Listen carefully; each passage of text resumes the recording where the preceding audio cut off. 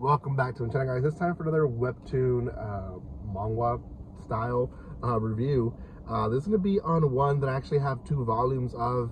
I put it aside because it just felt like the one that I should put aside as I try to catch up with other stuff, and I regret doing that. So I'm definitely, once I get my hands on volume 2, right now I'm traveling.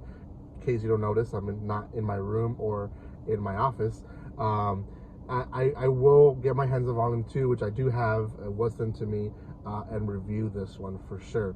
It is a great story, and actually a lot of Americans might actually really like this, and I'll share it right now why. But sometimes certain stories don't really fit well with us because they use a lot of not Middle Eastern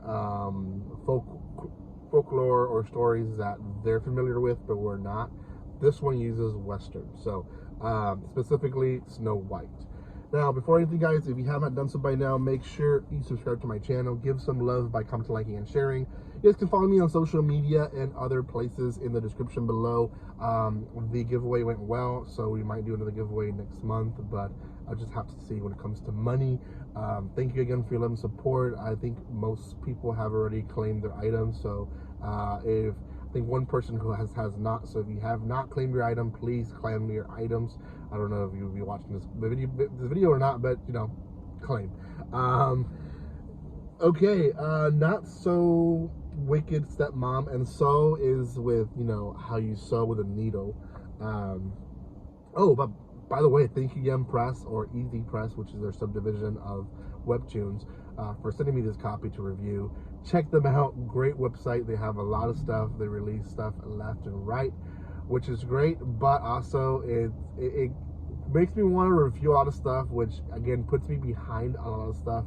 But the great thing is that I'm releasing so many videos per week just for them. So and for my channel as well. My channel also benefits from it. So okay, so on this story, Not So Wicked Stepmom, we follow the story of the Wicked Witch from Snow White. If you know that story, then you'll be a little familiar to it, but that's who she is. It is the Majesty Abigail. Now, Abigail is actually someone, or up to this point of her life, she's been reincarnated into this person. And although a lot of reincarnation starts from baby, she just kind of, she got poisoned. I guess we find out that eventually in the story. And then when she re-woken up after being cured, she wasn't the Abigail she was before. She was, in fact, now another person who was reincarnated. Now, what's her name, actually? I don't think I remember getting her name, but that's okay. She reincarnates into one of the fairy tale that she loves, and that is Snow White. Now, we learned that she basically was a person who overworked herself to death. She just kind of worked to do, oh, her name is Bakkap Lee, which means lily in Korean. But anyways, she worked as a designer, and she just worked herself to death. She had a lot of things that we eventually find more of this, but traumas that were, she felt like she wasn't good enough. She felt like she wasn't beautiful enough. She felt like she, you know, she wasn't what society considered to be beautiful. And that, and so I gotta keep my head this way because then the sun will blare into the camera. But that itself is a great message. I think they do a really good job at not throwing it in your face, but slowly creeping it in, because I feel like some people that need that message, sometimes because they hear it so much, don't want it and to be again another thing. So I like how the book slowly creeps it in, because it was going to help someone, and I think it's really well done. But essentially, she is not evil anymore, and everyone is kind of odd about it. But she's not Abigail. It's not typical Abigail. She's a reincarnated person, right? So Blatch, which is our Snow White, she's still little. She's maybe 7 or 6 years old. She's still learning to be a princess, and we learned that Abigail basically was in a marriage with the king, Blatch's father, just because he needed a wife, and they really haven't had anything with each other, if that makes any sense to you guys. There's been no physical contact with them. They've slept together in the same bed, but nothing else. So first thing that she requests is like, hey, I don't want to sleep with you anymore. I want my own bedroom. And she gets it. And this whole like, hey, you want to do you, boo? Then you do you, right? I'm not going to be at your feet begging for you. That whole new attitude of Abigail kind of makes the king like her a little bit, to be honest.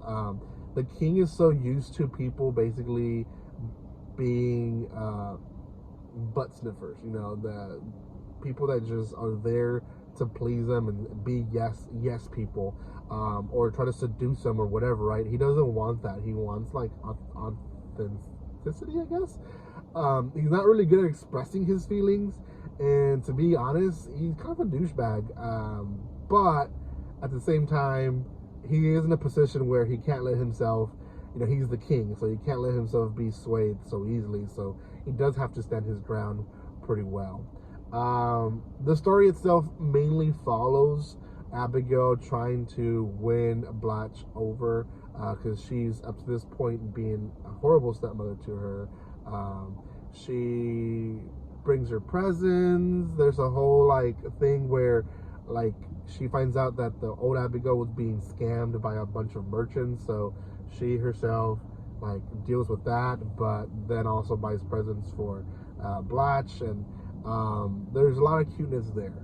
There's a last part of the story that I think this is what the big message is, and that is that she had appointed in her previous Abigail self, she appointed a life coach to Blatch, who basically was hurting her. Like, she put her in a diet, like she was calling her all these things, like, you're not gonna fit in your dresses, you're gonna look horrible, you have to look good, and she was putting all these like, you're not worth anything if you don't look like X and Y mentality. And again, horrible way of putting stuff. And I think as a parent, I have failed sometimes, and I try my best not to do stuff like that anymore, because there's times that I'm like, hey, you want to go looking like that to the street, you know? And I know there is a certain like level of stuff like that, but I feel like some of those comments also come along with like, if you don't look good enough, then we don't want you to go out with us, right? And to a child, it's black and white. There's no like, oh, but he didn't mean it that way, right? So I, as a father, reading this, gosh, it hits me because Abigail defends Blatch. Like, she's like, hey, if she wants to have sweets, let her have sweets. Like, she's never had sweets. And in fact, and she uses her obviously Korean mentality, and she like, you're depriving it from her so much that at one point she's gonna starve for it so much that she's not gonna know how to stop. And that's something that I can relate to. You know, and for me, it wasn't that my parents didn't want to give it to me, it's just that we couldn't afford it. So fast food wasn't a thing that we did. So when I started working and had a job, gosh, I wanted fast food every single day, twice, 3 times a day.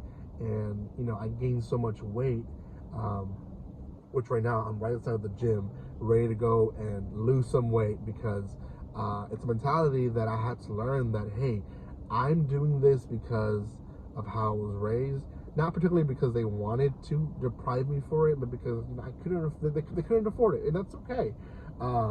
But yeah, great message. I'm not gonna get too deep into it anymore. Great message.